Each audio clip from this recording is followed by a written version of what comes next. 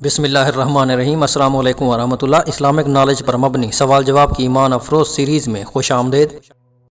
سوال نمبر 1، کن چیزوں کو رد نہیں کرنا چاہیے؟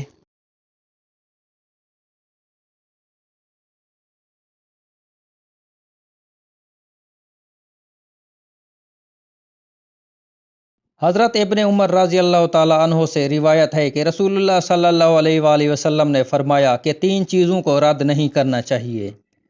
پہلا تکیہ، دوسرا دودھ، تیسری خوشبو۔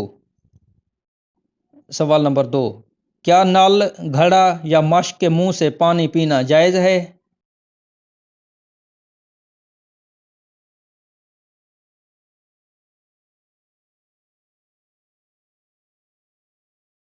حضرت ابن عباس رضی اللہ تعالیٰ عنہ روایت کرتے ہیں کہ رسول کریم صلی اللہ علیہ وآلہ وسلم نے مشک کے دہانے سے پانی پینے سے منع فرمایا ہے۔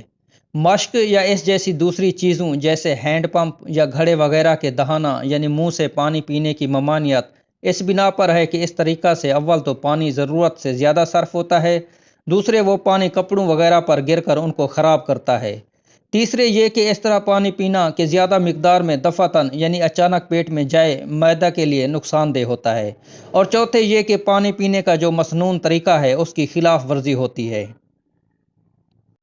سوال نمبر 3، وہ کون سے صحابی رضی اللہ تعالیٰ عنہ تھے جن کی مہمان نوازی کی تعریف اللہ تعالیٰ نے قرآن مجید میں کی؟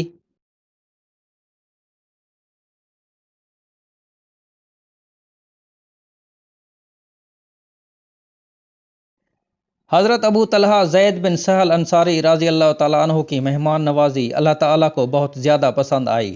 قرآن مجید میں اللہ تعالیٰ فرماتا ہے، وہ لوگ اپنے اوپر دوسروں کو ترجیح دیتے ہیں اگرچہ ان پر تنگی ہی ہو۔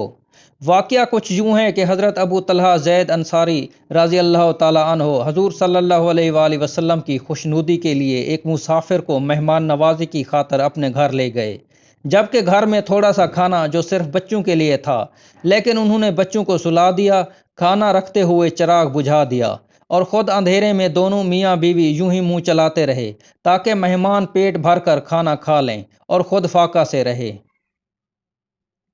سوال نمبر 4، مرنے کے بعد میت کی آنکھیں کیوں کھلی رہتی ہیں؟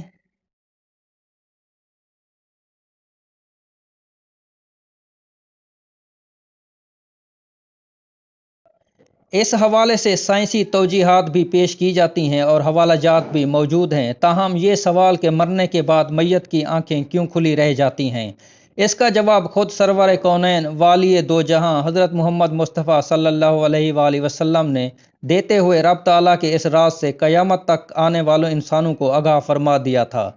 آپ صلی اللہ علیہ وآلہ وسلم نے فرمایا کہ جب کوئی فوت ہوتا ہے تو اس کی آنکھیں ایک ایسا منظر دیکھ رہی ہوتی ہیں جو زندوں کو نظر نہیں آتا، اور مرنے والے کی نگاہیں پرواز کرنے والی روح کا پیچھا کرتی ہیں۔